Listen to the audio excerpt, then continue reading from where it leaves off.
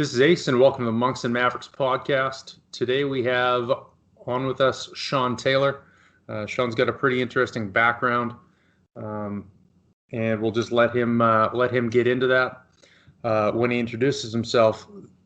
He is a very fervent anti-COVID, anti-masker. He was actually just at a protest out in Vancouver, about 3,000 strong over the weekend.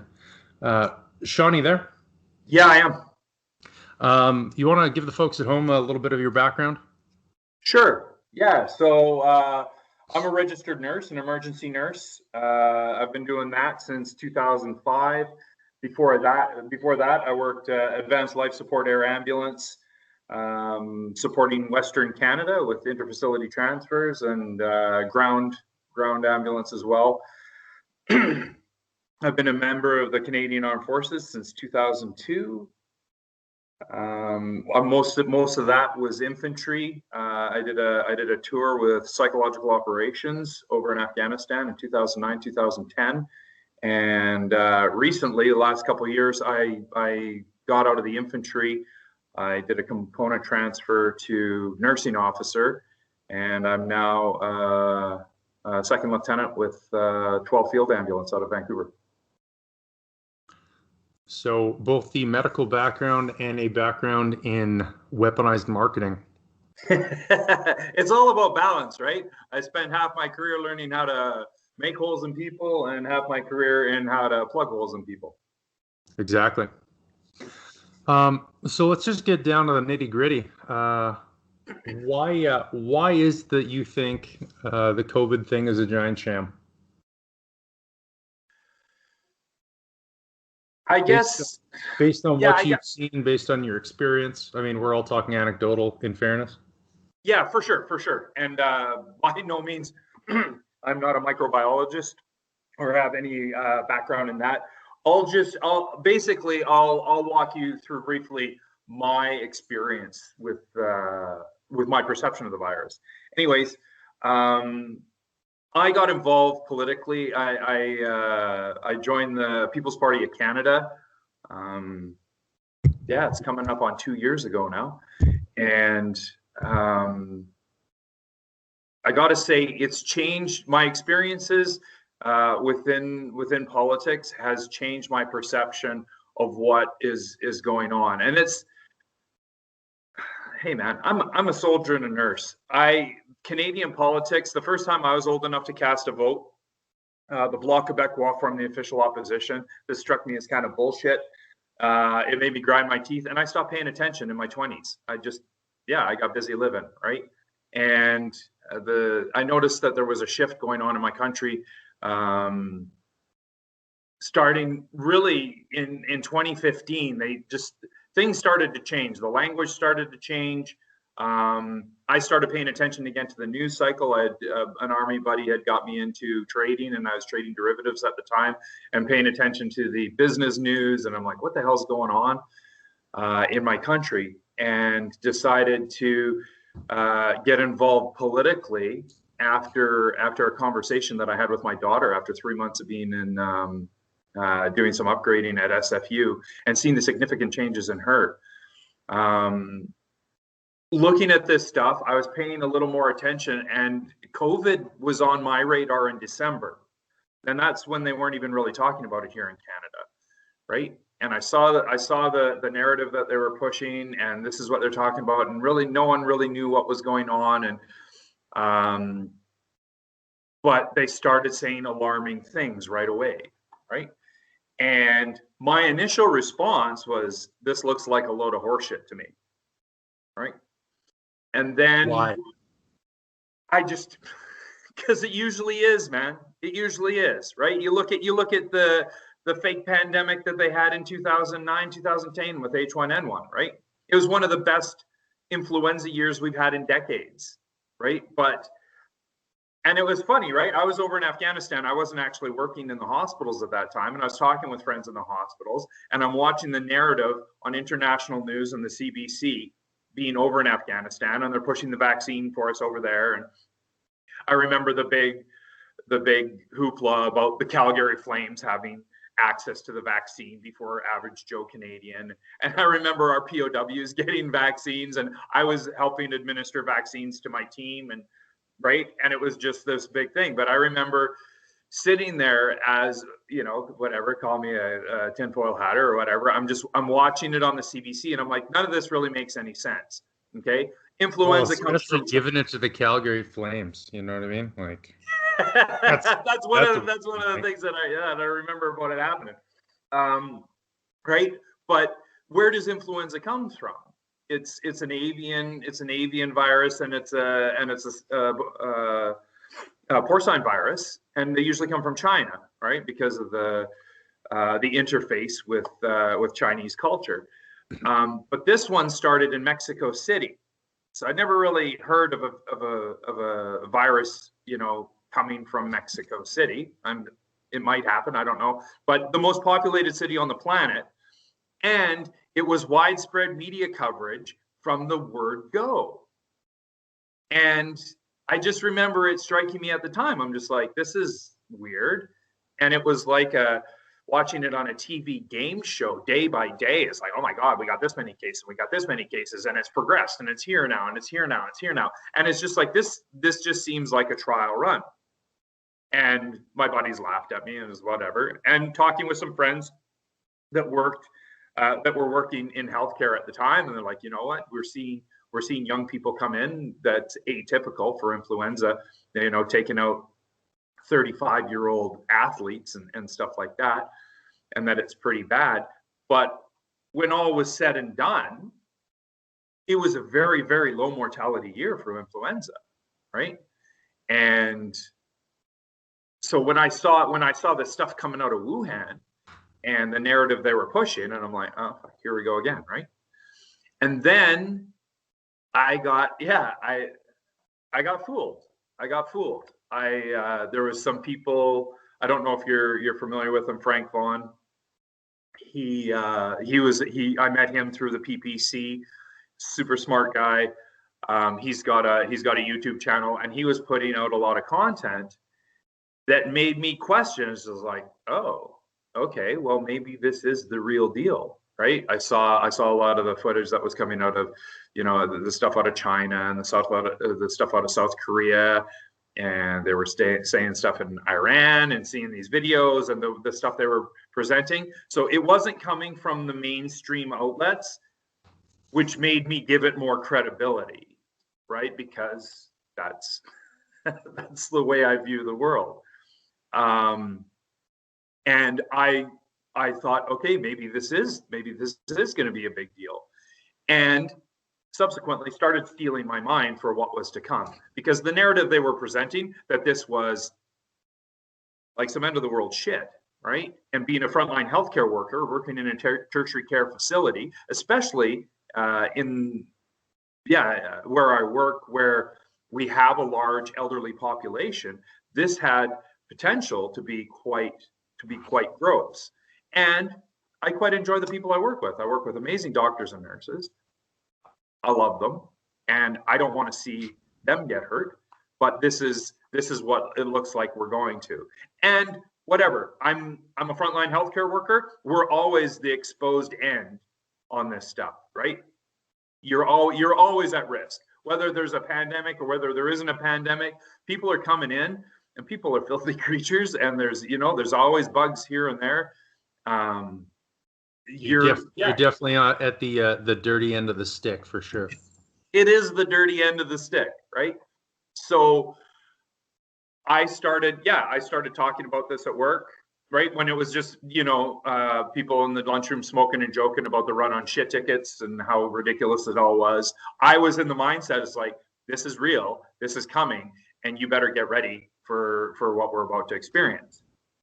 And then as it slowly moved along, I'm like, this isn't jiving. Like, the numbers don't make sense. Our government's response to it doesn't make sense. This is,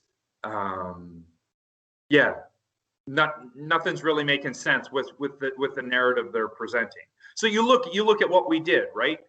Like Russia, as soon as that stuff happened, right? Like they know there's a bioweapons facility in Wuhan, and they shut shit down like right now, just lock down the borders. And what did we do? We never stopped taking planes in from China, right? Like they spread this from coast to coast. The lockdowns didn't occur until we had community acquired cases popping up from coast to coast, right?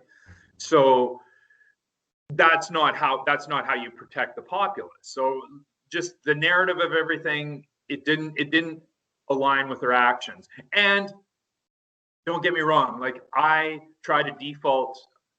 I've been military a long time. I've been healthcare a long time. I've worked in government institutions, and I usually default with incompetence rather than malevolence, because that's usually what it is. People just don't have a clue and they do stupid things, right? But when you look at the coordinated way that things were done, and quickly the narrative started to fall apart, right? So I was coming back on it going, okay, yeah, this is going to be bullshit. Just as the fear was really ramping up in the facilities that I work in. So it's been, it's so weird, man. Like you work in these facilities and you see what's happening, yet you go home and you watch the news and the narrative paints something completely different. And I got to say, it's been really frustrating, and it breaks my heart to see what we've done, or what we haven't done for the population that we're mandated to protect and serve, right? Like the amount of fear, the amount of people coming in that are just completely terrified. This is going to sound crazy, but we deal with stuff like, I had a guy, he was an elderly, he was diabetic. So he definitely was in the cohort that is at risk for this thing. Comorbidity, yeah. Yeah, and elderly, right? Because that's who this kills. And he was so scared to come into the hospital here. He had urinary retention, so he took an antenna and did the old muzzle loader trick to try to initiate flow, and did a bunch of trauma. How did that work, out of curiosity? What's that? I said, did it work? He got flow. It just wasn't urine. It was blood. My bad. Yeah, that's a pretty serious amount of fear in order for me to shove a car antenna up my urethra. I tell you, man, like he was terrified to come to the hospital, and I got mad respect for his do-it-yourself initiative, right? Like Jesus, that. They built them. There's so many times I'm comforting people in triage, and they're absolutely terrified to be in the hospital. It's like, hey man, there's no virus here. Don't worry about it. Right? And like in Kelowna, I don't know if you saw in the news there, like we're having a massive outbreak. There's what you would call it, on the news, like Bonnie Henry, we're on the edge. There's hundreds of new cases. Healthcare workers are going down. I'm down here in the Kootenays, and we're swabbing people at the hospital. And I'm swabbing all these young, healthy people that are coming in, and they're afraid that they've got the virus. So we swab them, and I'm asking them, like, why are you're healthy? Like, why are you getting swabbed here? And it's like, oh, I was in Kelowna. There's a massive outbreak there. So I go up to work, and we didn't have a single case in the hospital. And the healthcare workers that went down, the majority of them were through contact tracing through the Cactus Club. So someone tested positive. They were at the Cactus Club, so they went through the list of people that were dumb enough to write their names down. I just want to go on record that the Lettuce Wraps at Cactus Club are totally worth the risk of COVID. Like, go check out the Lettuce Wraps at Cactus Club. I'll have to check that out, man. They're deadly. Like, they're unreal. Are they? Deadly good. Yeah. We had no cases admitted to the hospital, right?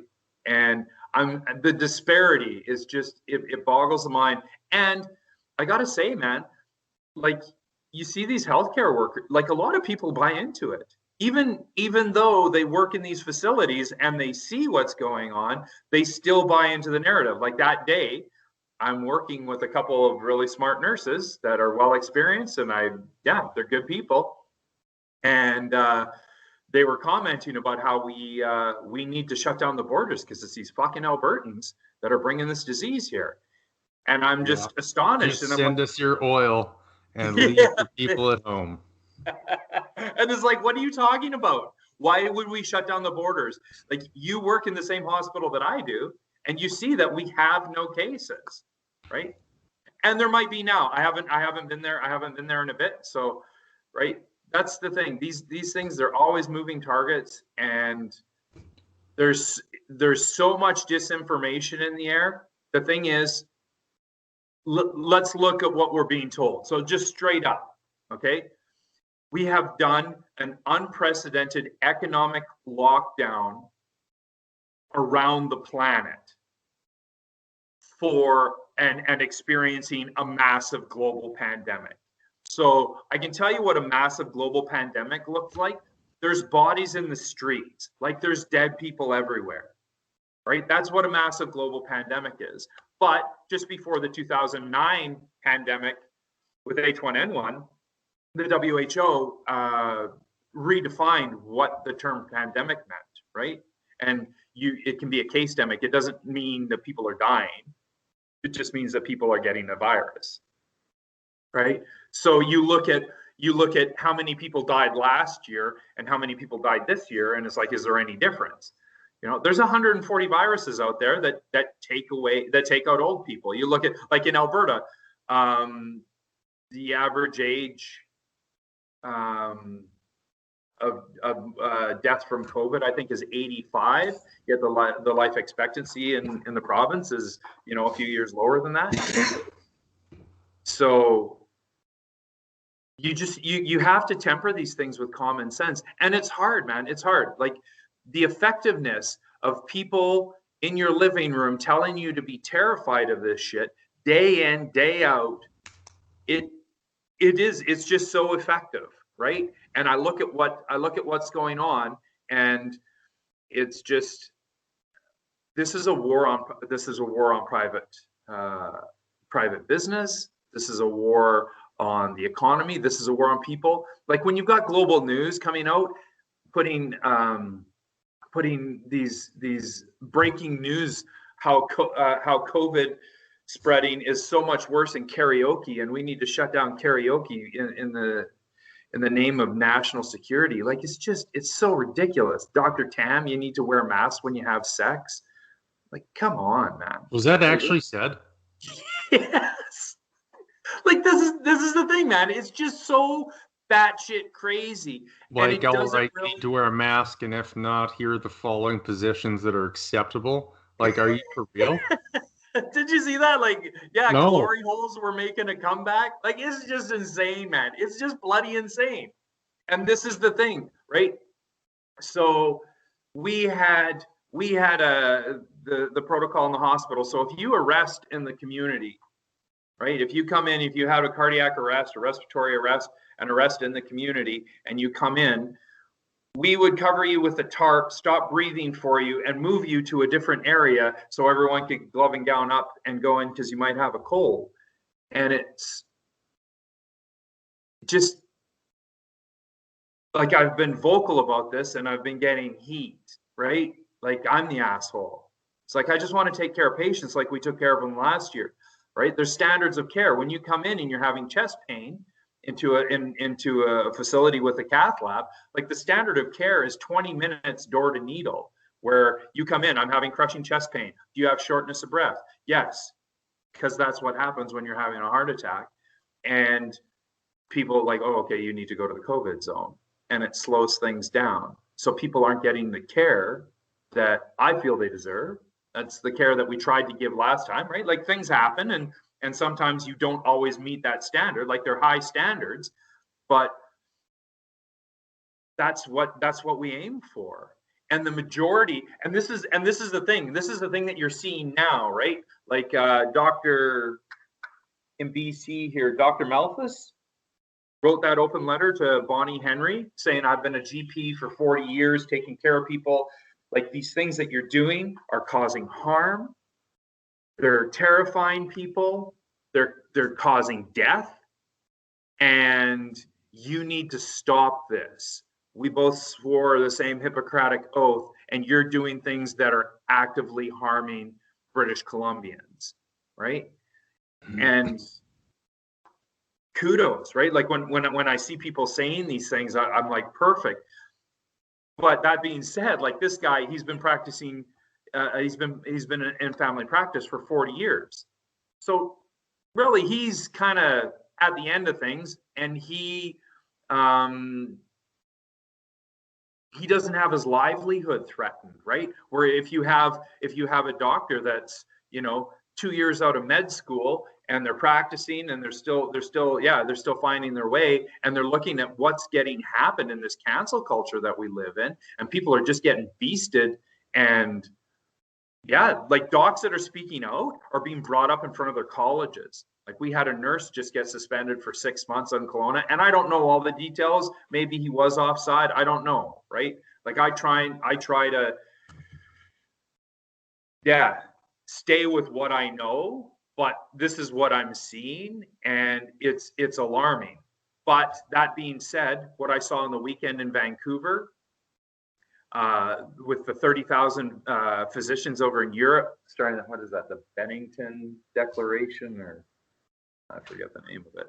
Anyways, people are starting to speak up. People are starting to seize back control over clinical decisions from the bureaucrats and the infectious control people, and focus on patient care again, which is something that we have to focus on, right? So just shifting topics a little bit here, and just for everyone at home, it's a lot more interesting of an interview if I choose to disagree with Sean on things than just this turning to a sycophant stroke fest.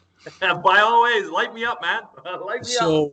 So why is it like here, we didn't really see that many cases, but why is it in, like, Iran, they were seemingly crippled by it, and Italy had this massive lockdown, and there's all this stuff going on there? Was that all just propaganda? Okay, so a lot of it was. So let's look at Italy. Italy, it's a different population. It's an elderly population, a lot of smokers.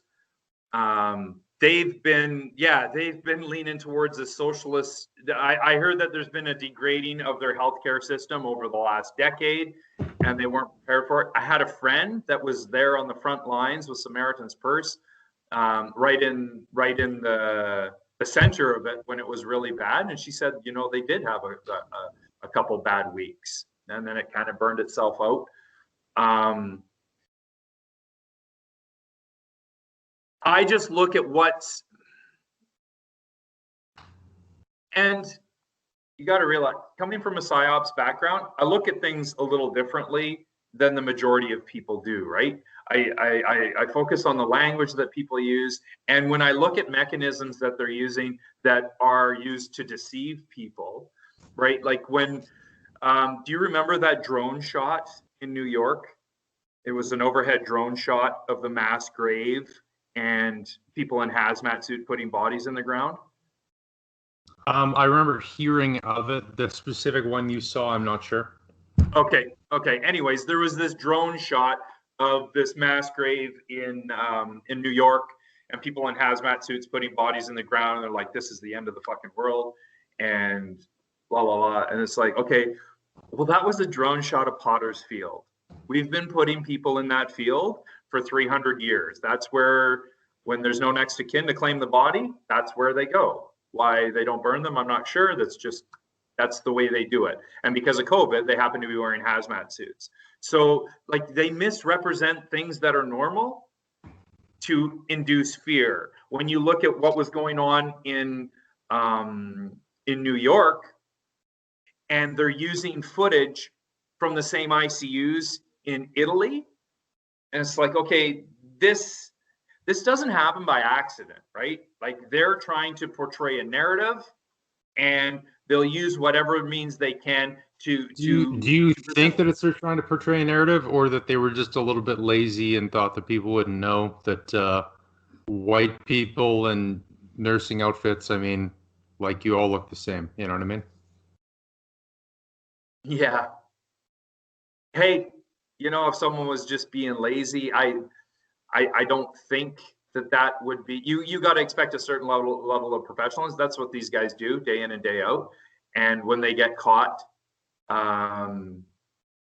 using these things, it saps their credibility in my eyes, right? If it was so terrible, you wouldn't need to use other footage, right? You would have footage. And from what I saw, because during the first lockdown, when this stuff was going on, we were sitting on our ass. I was casual. I couldn't get shifts, right? Because no one was phoning in sick. There's no patients. We outnumbered the patients in the hospital, right? And you saw that massive onslaught of nursing TikTok videos, right? Where they're doing all the dance routines and shit like that, because there's no one in the hospitals, right? You guys are having WCB claims because people are getting carpal tunnel in their thumbs from crushing candies on their phone. Yeah. Exactly. Right? Like it was nuts. So you just gotta, you gotta reconcile with what you're seeing on TV with what's happening. And I recognize, like maybe we're just lucky. Like I say, it's still in the Okanagan, with the amount of the elderly population there, the amount of extended care facilities that they have there, they still have the possibility of this blowing up out there. I'm not denying that, right? The way this virus spreads, and and the way that extended care facilities work in that close community, right? You could have it go through there like a wildfire. But that's, like I got to tell you, man, cold and flu season is always shitty in Kelowna. Like lots of people croaking? Yeah, and 20 patients in the hallways and completely overwhelmed. Yeah, we can't move patients. We can't take care of patients properly. And it's, like cold and flu season is rough in the emergency. And it's been much easier with COVID. You're not seeing any of that type of issue? Not so far, but we're just coming into it, right? So I can't speak intelligently of that right now. Like I said, I'm expecting this year to be bad. It usually is. So we deal with this every year. But that's the thing, the public perception, right? You identify a specific target audience, and then you think of lines of persuasion to get them, thinking what you want them to think, behaving the way that you want to behave, and what you have to do to get them thinking those things, right? And telling them that this is terrible and they need to be afraid, right? Like 2017 was a bad influenza year. And I don't remember seeing a single TV show about it. It wasn't on the news. I don't remember seeing it anyways, right? Maybe someone did a story on it, but it was a bad year, and a lot of people died. But that's what happens. Like I said, there's 140 viruses out there that kill old people. That's how we come to the end. So why was it that Iran seemed to get hit so hard? Or did it? I don't know, man. I don't know. In all honesty, a lot of this stuff that's going on, like you saw those things. So was that just disaster actors and staged events?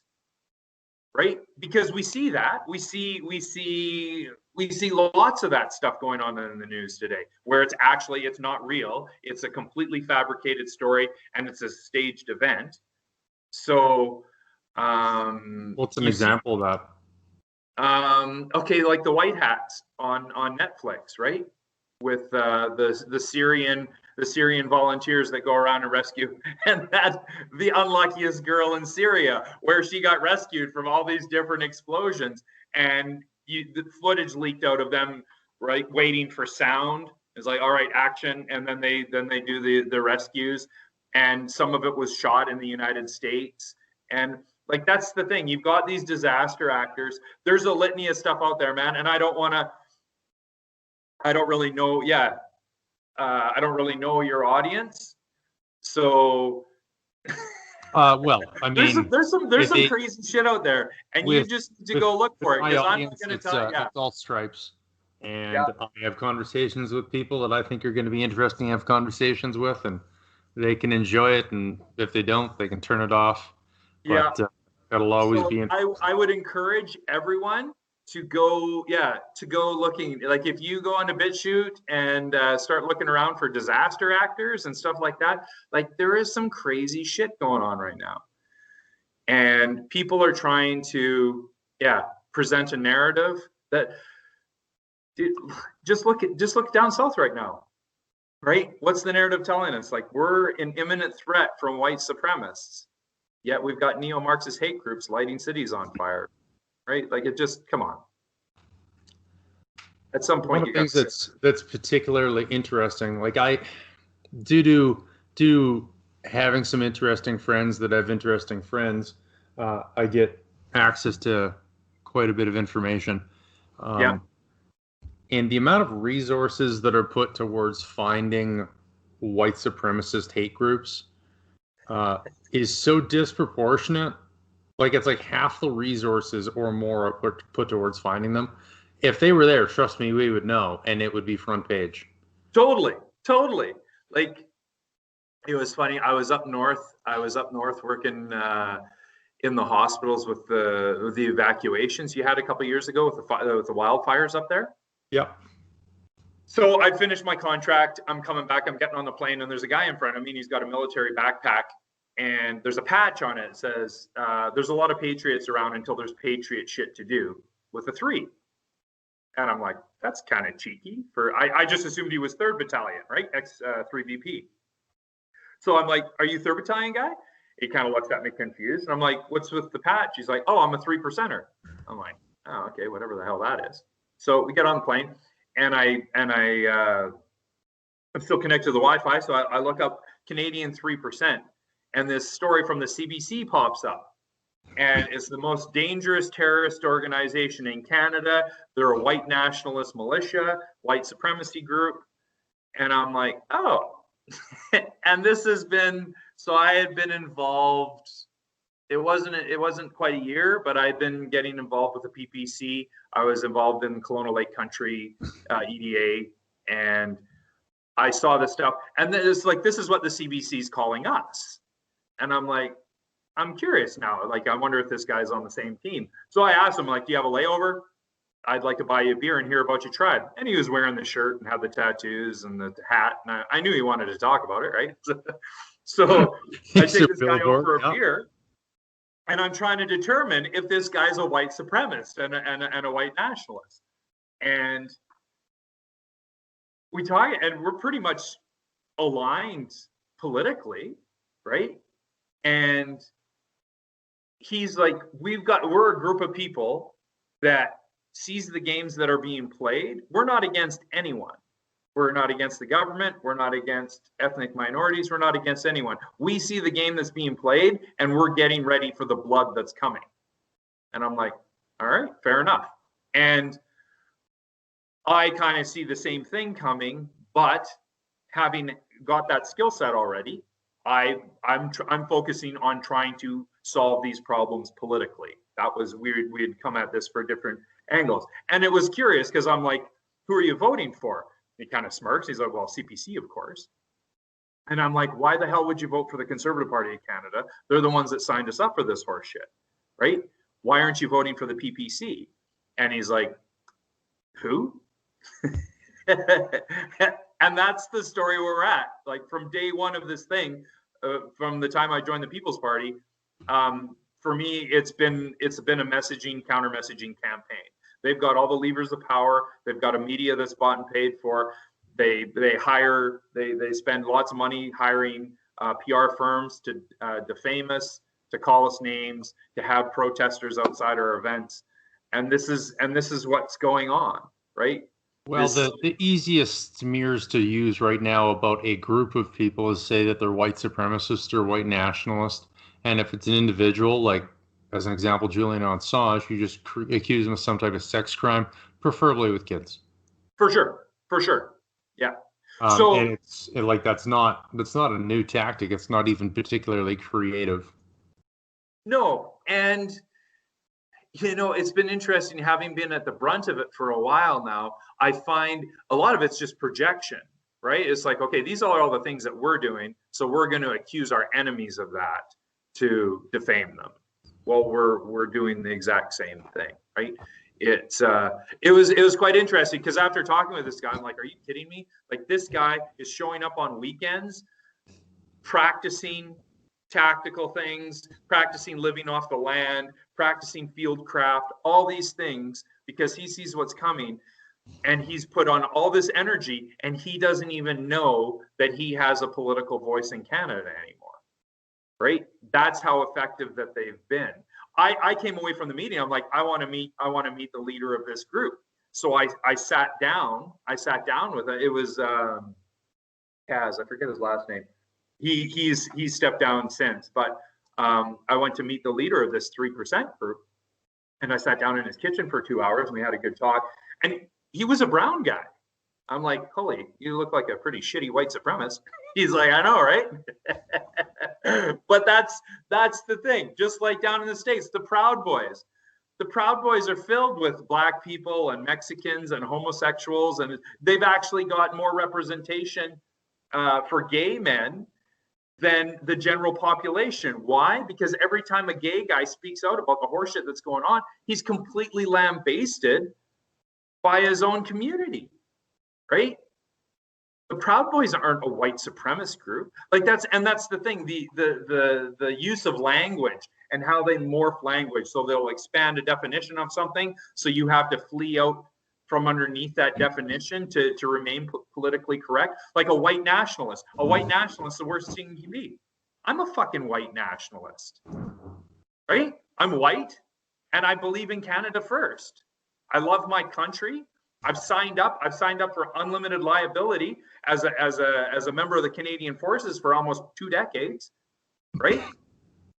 Of course I'm a nationalist, and I just happen to be white. Why is that a bad thing, right? But they make it analogous with a white supremacist. Why? Because we're their enemy. They're doing things. This is a globalist movement. This is going on around the globe, and it's destroying Canadian sovereignty. And it's not just a Canadian thing. This is happening in the States. This is happening in Europe. This is happening all across Western civilization. And we need to call the people standing up against it a bunch of names, so people don't listen to them and wake up to what the fuck is going on. So when we're looking at, as an example, the whole situation with COVID, what is it you think the end game is? Earlier, you had alluded to one of my favorite sayings or adages, which is, don't attribute to conspiracy what can be summed up by incompetence, or easily explained by incompetence. And for me, I don't typically prescribe to conspiracy. And the reason is because it's difficult to get a room full of men together that will agree whether they like big ones or small ones or cream in their coffee. Right.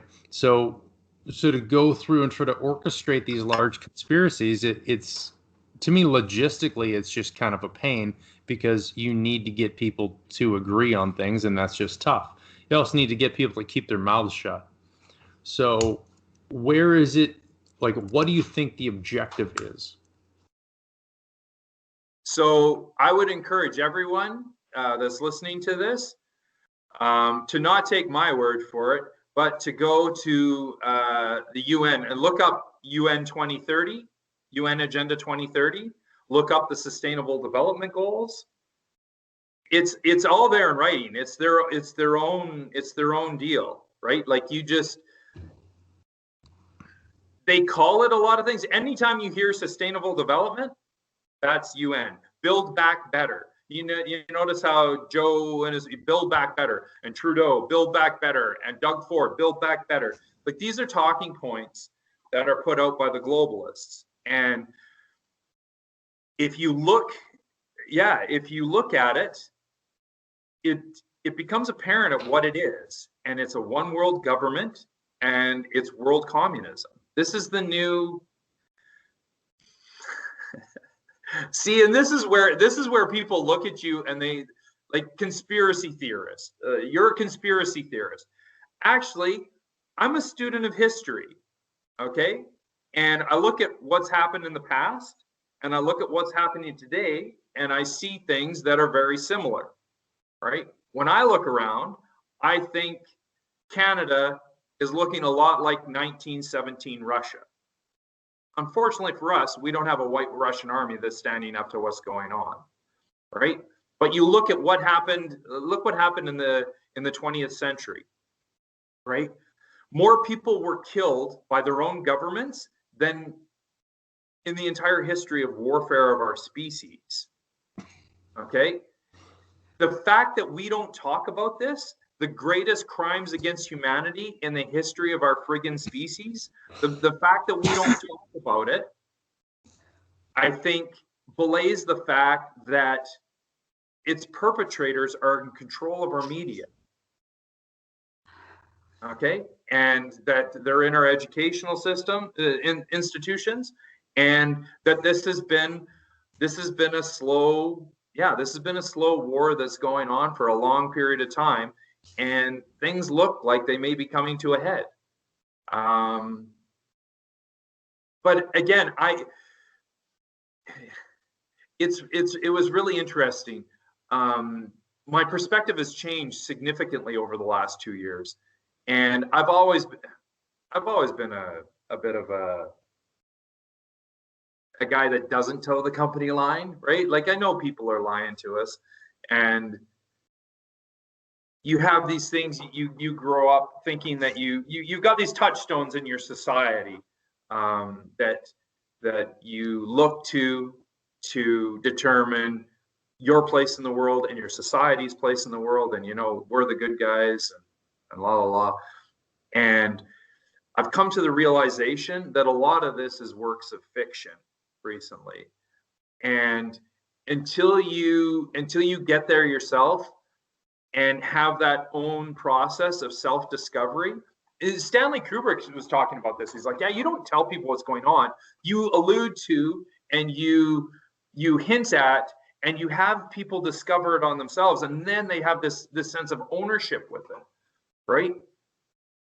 And I got to say, after going on the campaign trail, and it's almost like a religious dogma with the way people view the world.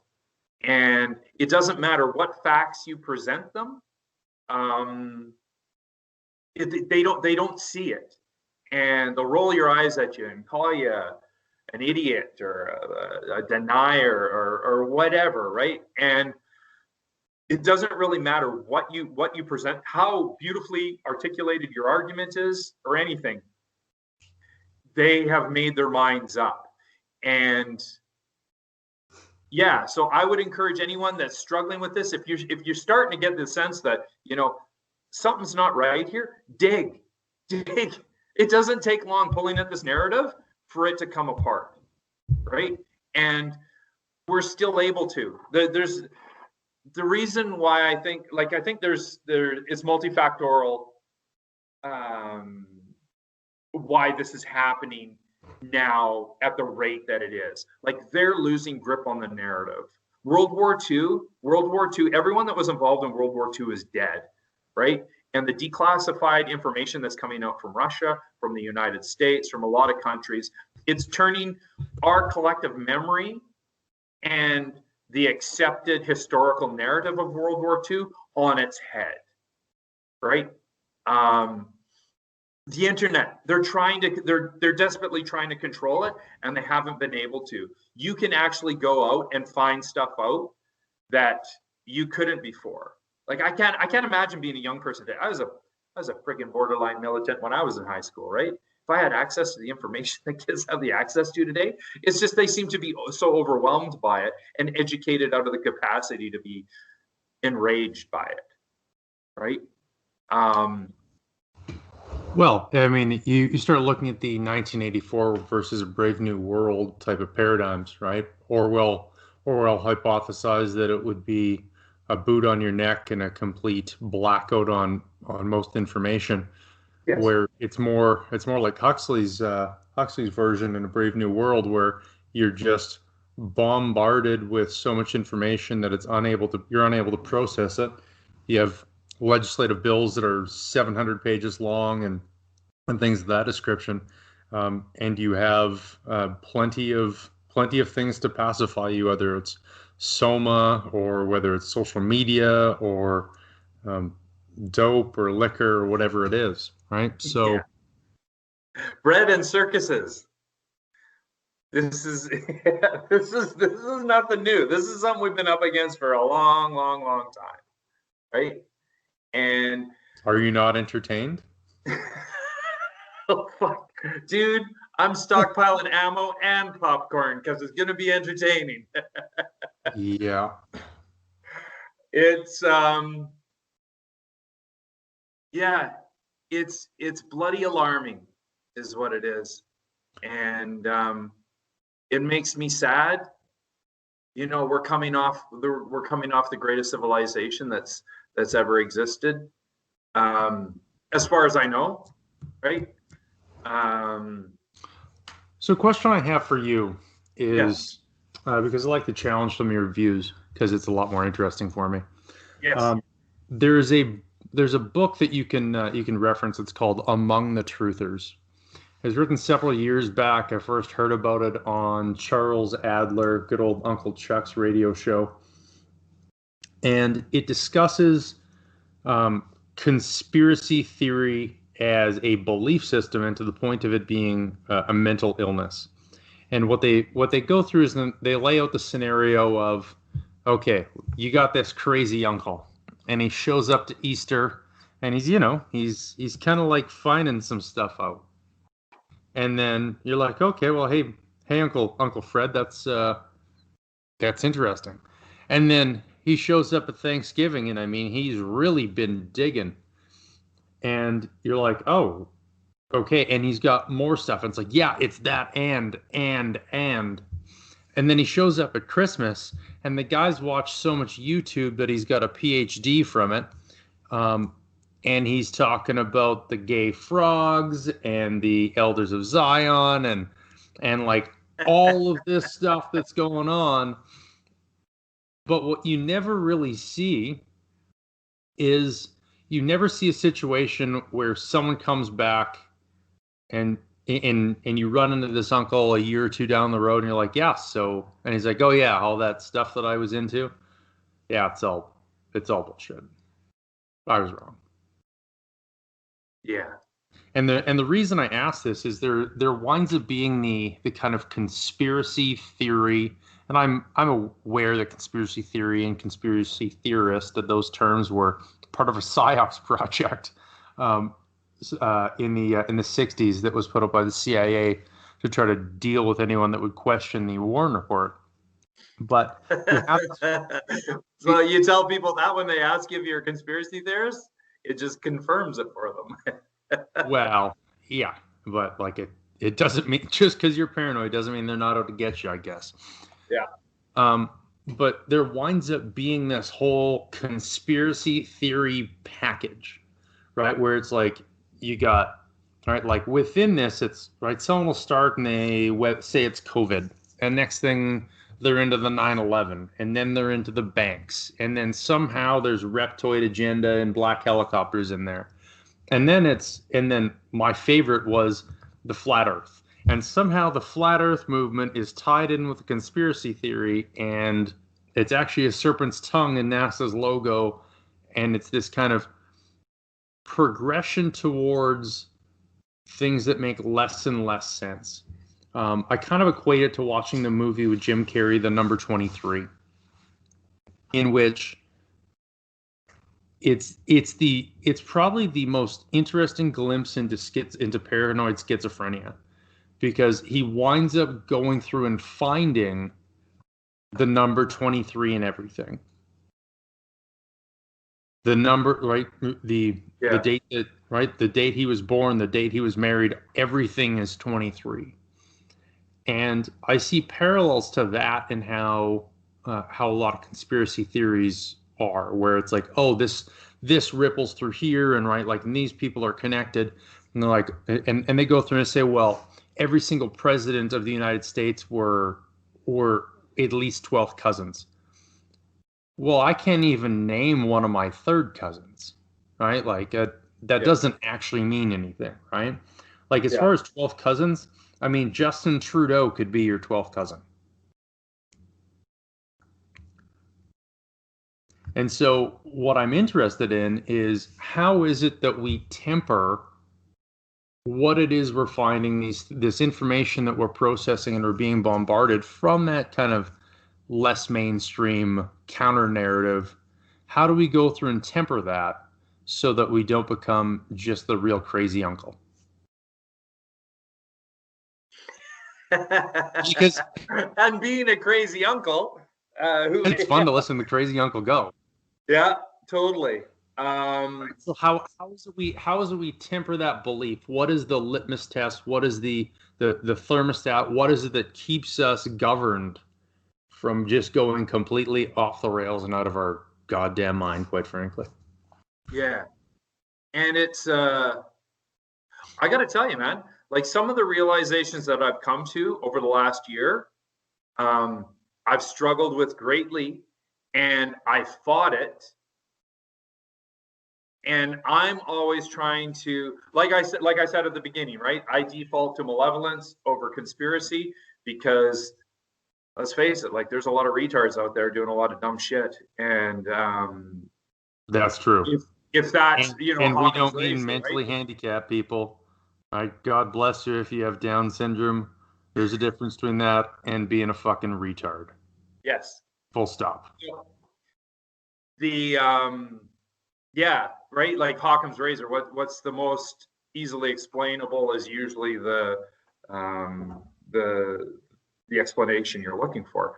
That being said, like, for myself, I find it hard because, like, I'm a curious person by nature. I've always been, like, and that's why, like, I did World War II history in university. I love finding out about stuff, and the amount of stuff that's out there right now that is just so I have to temper my response to people, given the fact that from my background, as much research as I've done on my own, coming from a PysOps background and knowing how this stuff works, I'm usually pretty good at figuring out what's going on, right?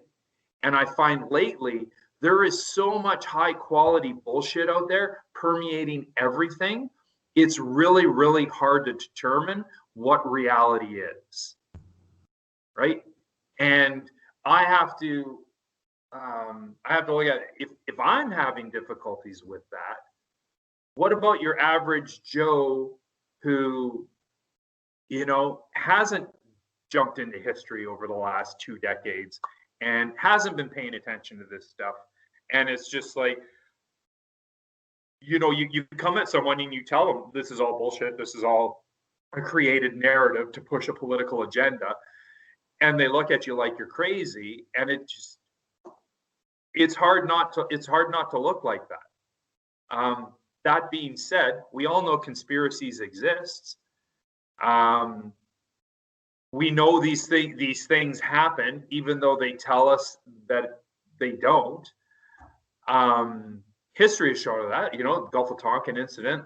A lot of major historians, like mainstream historians, believe that Pearl Harbor was allowed to happen to garner, involvement in the Second World War. You look at the sinking of the Lusitania. the Balfour Declaration and all that stuff, right? Like, we know these things, these conspiracies exist. It's been documented throughout history. This is what's going on. And typically, people know a lot more about what happened 75 years ago than what's happening today, right? You've got that fog of war that it takes half a century to a century to figure out what the hell is going on, right? Because it's to sift through all the after action reports. Yeah, exactly. And when you have someone that's just like, oh, they go down a rabbit hole. We've all, well, I'm judging if you've asked me to be on your podcast, you've been down these holes too, right? And it's just like, you're looking at something like, for me, I started, this was in March. I enjoy all this stuff as an intellectual exercise. Yes. I enjoy it all as an intellectual exercise. I question everything. I question whether, like, one of the most important questions that I was asked at one point in my life was actually by a guy whose name was Ken Weeb, and it was in a presentation that he was doing. It was about Christianity, and he said, "How do you know what you believe is true?" And for me, I question everything. What I suggest people do is, like, I enjoy conspiracy theories for entertainment. I enjoy the intellectual exercise. If someone's willing to put 100 hours into a video, editing it and developing it, laying out their theory, I mean, I can spend an hour to watch it. But I also will take the information that they put out, which, I mean, may be gold, it could be chaff, we don't know. And I also look for things that will, on the other side of the spectrum, and information that will disprove what is that person is saying. Because if we're over here in the conspiracy theory rabbit hole and going down that, use the example of 9/11, which is probably, I'd say 9/11 is probably when conspiracy theory stuff went mainstream. Is the conspiracies around 9/11 being an inside job? Yeah, for us, right? What's that? For us. Like, before that, there was the like, you look at the 9/11 Commission report. Well, right? It was, like, as far as in the internet era, I think that would probably be a little better, right? Like, as you had like fringe groups and militias and stuff like that, and it was way out there. But yeah, you didn't have it being spoken of in the open. And I would say that the gateway to that, the gateway conspiracy, was 9/11. And the theories that we go down. For us, what's that? Right? For us, like, you had, like, in the 60s, it was the Warren Commission, right? And JFK. And there was a lot of people that was just like, this is utterly bullshit, but this is, and we moved on. And I mean, with that said, bullets will do some really weird things, like deflected by the brim of a hat, someone being shot in the head and it flattens out under their scalp, slides around and goes out the back without penetrating their skull, right? Like, bullets do some weird things. That was a 9mm round. It wasn't a rifle round, so we're clear. Yeah. It's interesting, but then you get into teams, right? And it's just like, I go with whatever my team is. That's the thing. I try to, and it sounds like you might be similar to me, but I have to do the math over and over and over again, right? Because I know how perception works, and I know how, a lot of these things you get in, and it's like, oh man, this is so interesting, and you want it to be true, right? And you get sucked into these echo chambers, and you got confirmation bias, and a lot of us, like, we really want answers, and this looks like it may satisfy that. So, I really want this to be true, but you always have to be doing the math, right? And that involves sometimes changing your mind, right? Which I look around and I see not a lot of capacity for that today in society. Like, you have to be able to change your mind. It's like, Mark Twain said, right? It's easier to fool someone than to convince them that they've been fooled.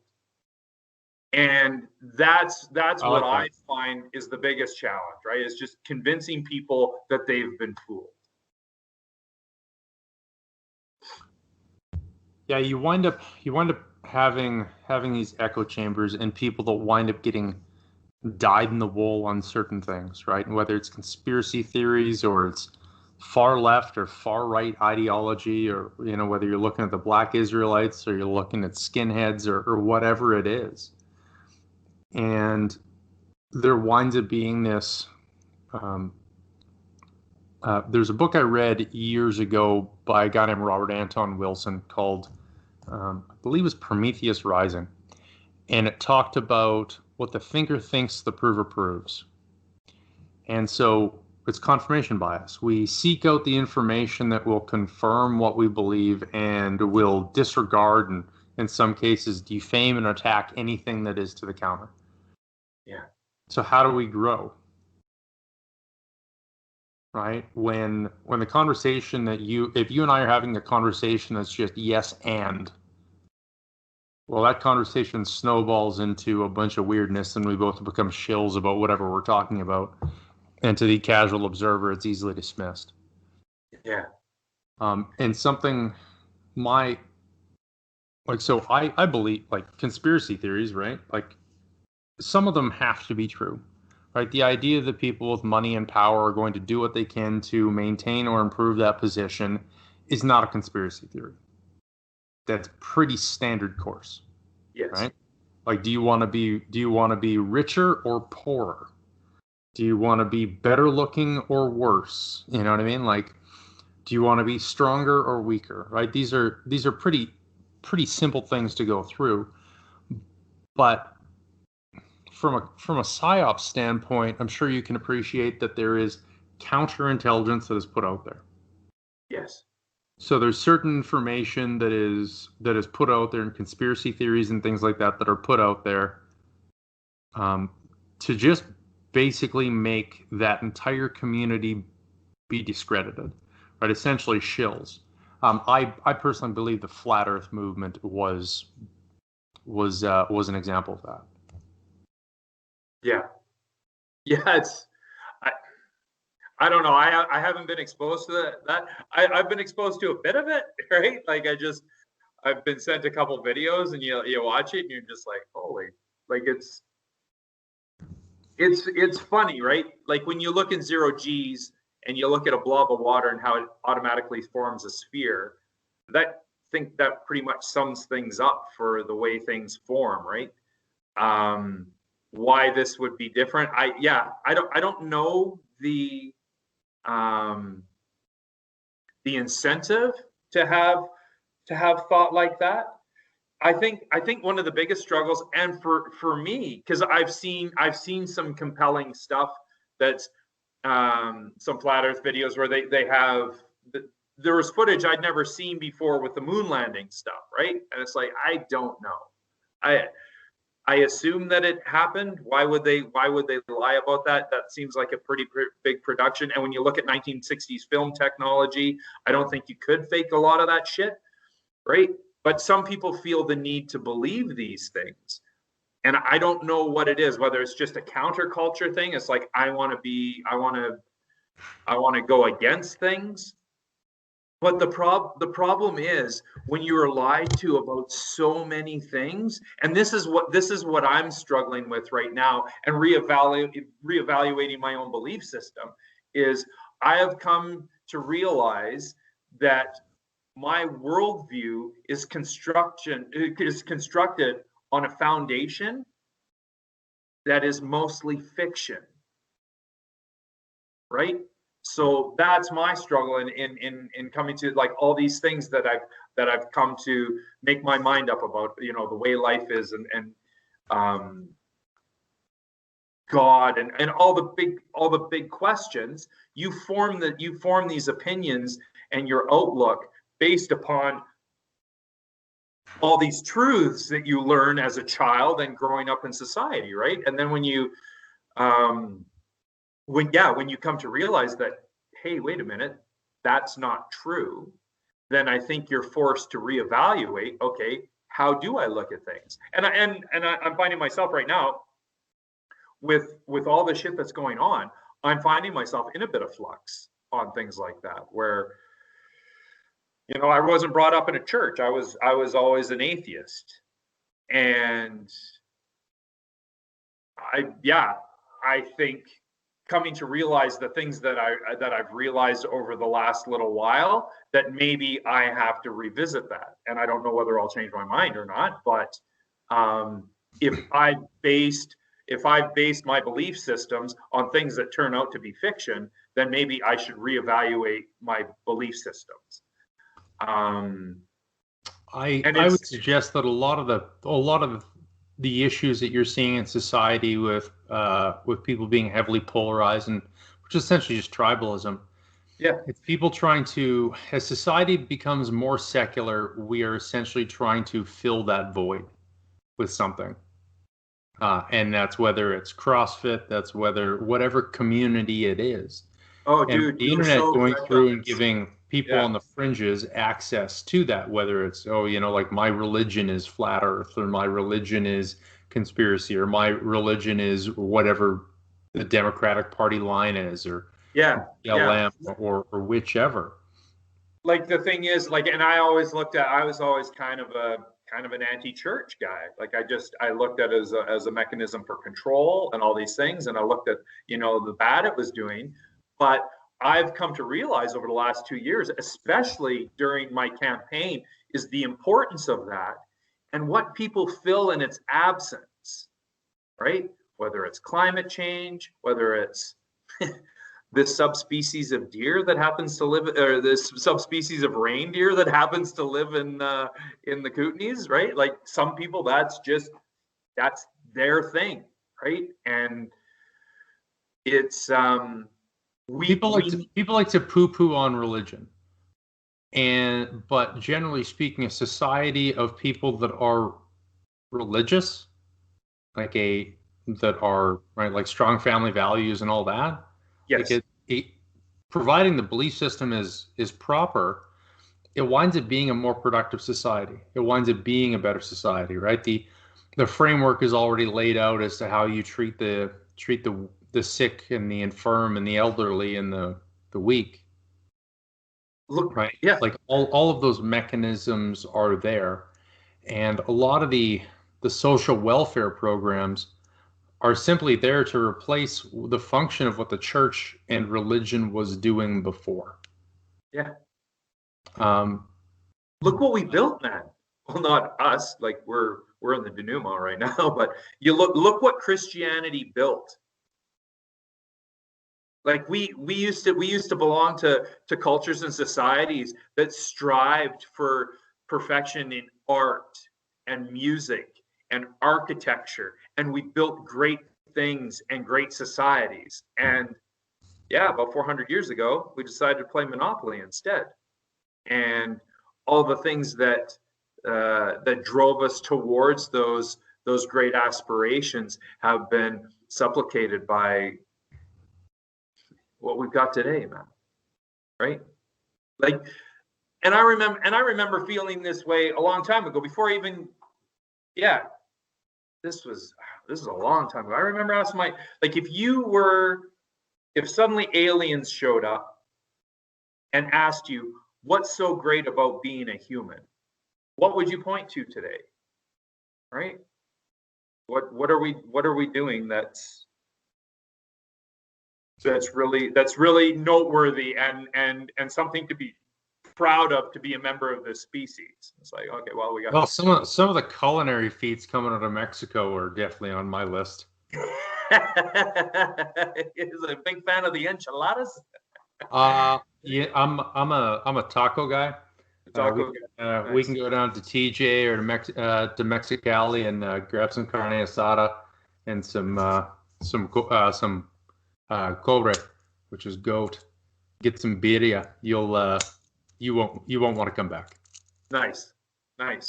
I lose weight when I get back to Canada from when I'm down there, because the food is so good being like, this is just bland and tasteless. Yeah. That's funny. If you could go back in time, what advice would you give to your younger self, knowing everything you know now? You could go and talk to you when you're 18 years old, coming out of high school. What would you say? And it doesn't need to be related to what we're talking about now.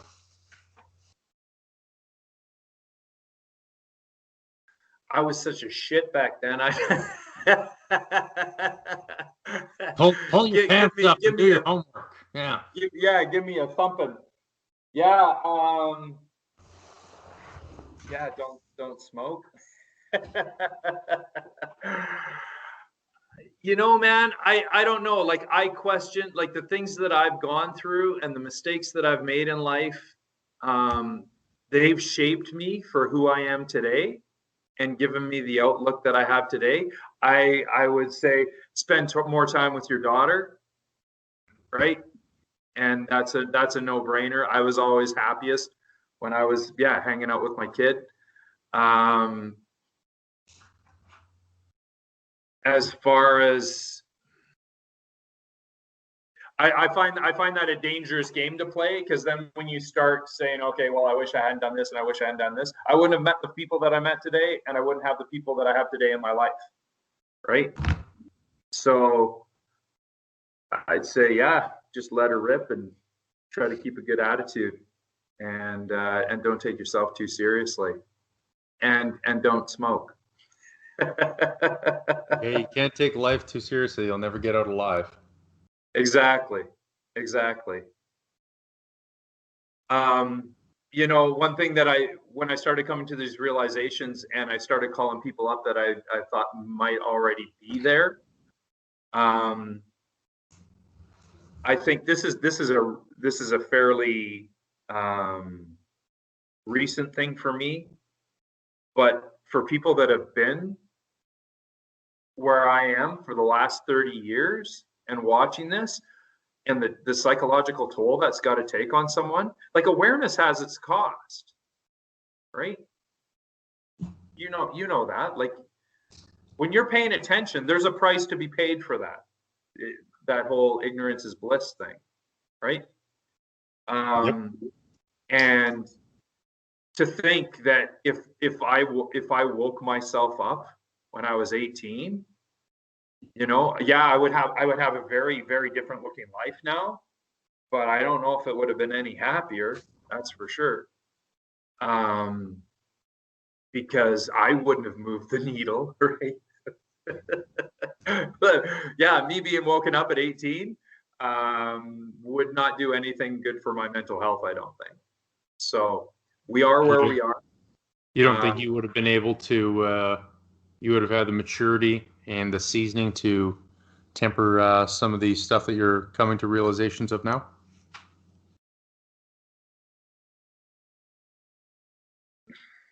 You know, and I struggle with this, and I've talked with some friends about this that are kind of, you know, we should have been paying attention, man. We should have been paying attention.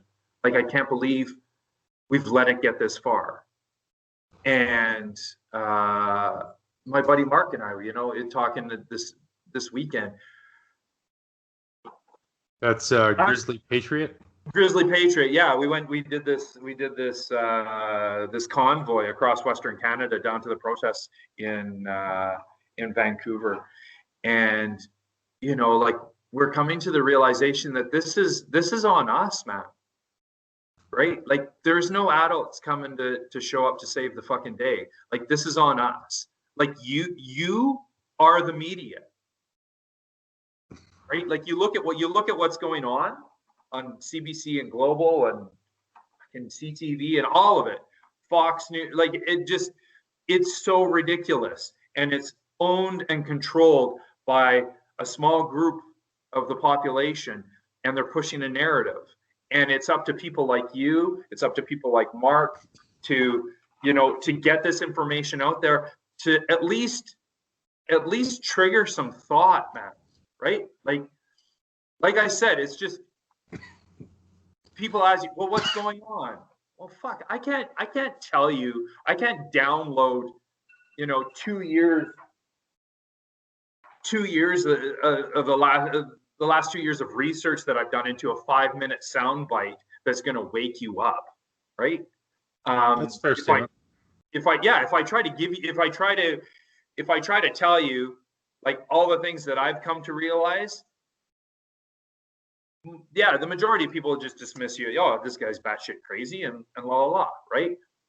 And that's the thing that I've been focusing on. Like if we ever like they're talking about calling a snap election right now, but if I ever have to go out and campaign again and try to wake people up, that's what I'm trying to do. I'm trying to wake people up to what the hell is coming and to what the hell is going on. And it's just like if there's a great awakening going on in the States right now, and some of that shit shakes loose here in Canada, right? And we start making different decisions, maybe we can avert what's coming, right? But I don't think a lot of people going around just smashing people with sledgehammers as truth is going to do it. I think you have to, allude to things and plant some seeds in it out. And it's just like, okay, really, does your CBC telling you that you need to wear masks while you have sex make sense to you? Does that seem something that's reasonable, right? The fact that they're telling you that, karaoke is extremely dangerous right now. Does that strike you as something that, would exist in reality? I read a paper the other day that was saying that English, because of our consonants with ch and show words, that English is a far more dangerous language to speak than other languages for spreading the virus, right? And I'm looking at this and I'm like, you gotta be fucking kidding me. And I showed it to a friend at work and they're like, oh yeah, that seems about right. Right? So this is like, you gotta question, right? You gotta realize that the powers that be, they want you to think certain things. And we need to start questioning that. Everything that you're fed through Netflix, through Facebook, through the news, what you learn in school, it's curated by people that want you to think a certain way, right? And dude, like like when you say the word psychological operations, and I come from a PysOps background, and people think it's this like crazy secret squirrel voodoo shit, right? Like it's not. It's marketing, right? Weaponized marketing, man. Yeah, you identify that whole thing with psychological operations, right? You identify a specific target audience, and you got to think, what lines of influence can we use against these people to get them smoking what we're growing, right? Whether it's either we want them to think certain things, we want them to behave a certain way, and some of that is deception. Like throughout World War II, you look at like it's really cool, like the PsyOps stuff with the fake inflatable tanks and planes, and that dead guy that they put bad intelligence on and then dropped him off the coast of France, and the Germans found him and they figured it was real. Like there's some cool stuff like that, right? With and intimidation operations and stuff like that. But on the ground level, it's marketing, right? And being able to get people thinking a certain way. So you look at like when I was over there, we were doing on the ground, we were doing branding, right? Here's a bunch of lines drawn in the sand by the Brits in 47, right? People weren't identifying as Afghans. They were identifying as Nurzai, Paplazai, right? Tajik, right? Like you had all these different tribes, right? And we're trying to brand a nation over there. And at the same time, going into the elections, we had a radio station that was being run out of Kingston, and this is like they didn't advertise it, but it's not a big secret, right? And they sold ads on it from local businesses, and it sounded like you'd listen to it and you're thinking, okay, this is an Afghan radio, but no, it's being run out of here. And the Americans at the same time, they had rooms full of sock puppets, and they directed thought on the social media spectrum, right? So they would guide conversation and have perception on the ground, because we were backing Hamid Karzai. He was our guy, right? And you see, you watch these. What was that video that came out that not long ago? Shadowgate, right? And you listen to these guys, and all those operators that were doing that with social media to shape perception on the ground in Afghanistan, moving towards the election, right? They've gone private sector now, and they're doing that shit here. Right, under the Obama administration, they got rid of the legislation that says it's illegal to give false information and propaganda on U.S. citizenry, right? And we're seeing it in real time. You look at all this ridiculous shit on the news, and you're just like, oh, that's crazy. But that's what they're doing here. And a lot of people don't think it's crazy. They've bought in, right? They're on that team. Right? You can see it right now. You go outside and you look at all the people wearing masks, right? The CDC says masks don't work. The WHO, they bet masks don't work. Oh, I know you need to wear masks. Masks don't work. You need to wear masks, right? Back and forth, back and forth, back and forth, right? But you go out there and you see these people and they're wearing masks, and you see all these spikes, the testing. Who's getting tested? The people that wear masks. They're the ones getting tested. Because people like me and people like you that don't wear masks and like, this is a load of horseshit, we're not getting tested, right? So you've got certain segments of the population buying into this and certain segments of the population that are opting out. But the largest portion of the population is just like, I just want to go through my day, right? Like, if I got to wear a mask to go in and get groceries and people won't call me a fucking asshole, I'll put the mask on. And I'm trying to remember who it was. And he's like, in all my research and studies on communism, it was never about getting people to believe. It was about embarrassing people and making them complicit in the lie.